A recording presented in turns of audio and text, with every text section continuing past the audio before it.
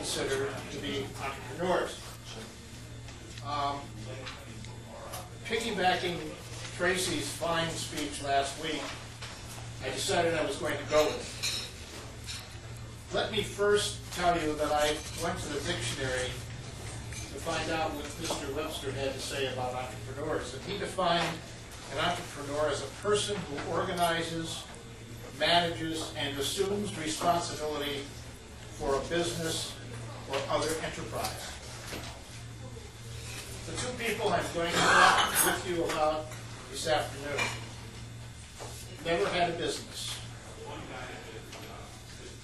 Although one of them made a great deal of money, you would never have known it. And both of whom may answer some of the questions you are all diligently trying to answer earlier in terms of what it is inside of an individual that makes them who they are, makes them an entrepreneur, makes them develop the passion to do what they believe in and want to do best. I had a radio show about 5 or 6 months ago. It was called Life Fusion. And it was I had a co-host, and it was the combination of business and lifestyle or life management in terms of how each impacted upon the other. Now, I've done consulting in very many businesses, and I am convinced, and I know for sure, that how one deals with their lives personally will have an impact not only on how they play golf, which is part of what this book has to say, but on how they succeed in business. The first person that I'm choosing as an entrepreneur is a man by the name of Dr. Milton H. Erickson.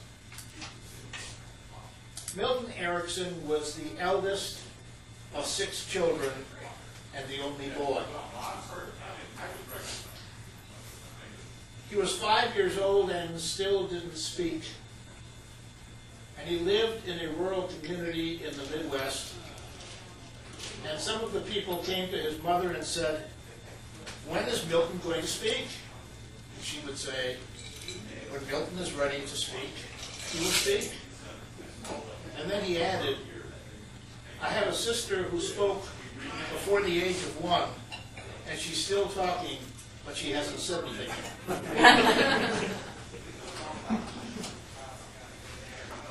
At the age of 17, he contracted a horrible disease called poliomyelitis. Now, he was born around the turn of the last century. There was no talk of any kind of vaccine or anything else, of course, at that time. What they did was they strapped him to a chair because his whole body was paralyzed. They strapped him to a chair sitting in front of a window so he could look out onto the farmyard, which he had actively worked upon previous to his handicap. One day, as he was looking out the window, he began to imagine what it was like to climb a tree.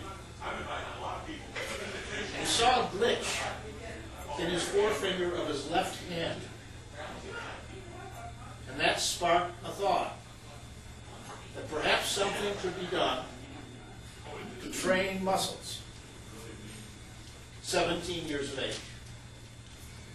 He trained those muscles gradually but consistently. His saying was this: if you have a handicap, you adopt the philosophy, I'm going to do this or die. I wonder if that's what an entrepreneur thinks. He took his body onto the fields in the fall of the year, and the furrows in those fields were very hard, anticipating winter. And he dragged himself across those furrows because he knew that if his body could experience pain, he could begin to train his muscles, because pain automatically induces muscle reaction. To make a long story short, he ended up taking a 100-mile canoe trip with $10 in his pocket. He portaged his own canoe. Now, most of his life was spent with braces on both legs. He went to school upon the urging of many of the townspeople, who were mainly middle-class, rural community people, good old blue-collar people. He went to college, he went to medical school, became a psychiatrist. Now, Milton had a way of watching people very closely. Sitting at a distance, he could watch a woman walk down the street and knew that the rabbit had died and she was pregnant. The stories that are told about him are manifold. One of them is this. A young girl came to him in a wheelchair, a paraplegic, after an accident. They were both in wheelchairs because in his latter life, just before he died, he could barely move any muscles himself. He looked at her and said, "Why are you here?" And you could barely understand him because he couldn't wear teeth in his mouth because the polio was reinfecting all of his muscles again, and his mouth would not hold any kind of denture. She replied, "I'm depressed." He said, "What are you depressed about?" She said, "I don't know." And he said, "You have a very smooth face. And you have muscles around your mouth that need exercise. You need to go home and exercise those muscles every day." The second part of that video showed this young girl talking to her psychiatrist, who was not Milton Erickson. She's bouncing around as best she could, still handicapped, on the couch, talking very vividly, vibrantly about her life and her relationships with her friends.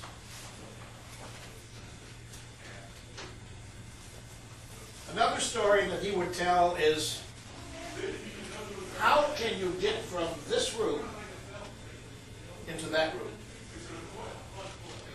And one of his students began to reply, "Boy, you can go by walking." He said, "I want to know every possible way." And so the students began to list the ways. Walking, running, crawling, going out that door, taking a taxi to the airport, taking a plane to Orlando, coming back via Tampa, and then driving back to that room, and then walking into this room. Every possible way. I wonder if an entrepreneur thinks that way. His mind was free to roam. His mind was like a child's mind. Very, very inquisitive and curious. The second person I'm going to talk about, her name is Josephine, otherwise known as Jo. Now, Jo, at the age of 8 years of age, contracted poliomyelitis. She contracted it in the year 1936, just before Sister Kenny came out with her treatment. Sister Kenny's treatment was to keep the muscles moving. But what they believed she needed to do was to lie in a bed, strapped to the bed, for 3 years in what was called the Crippled Children's Guild. She too was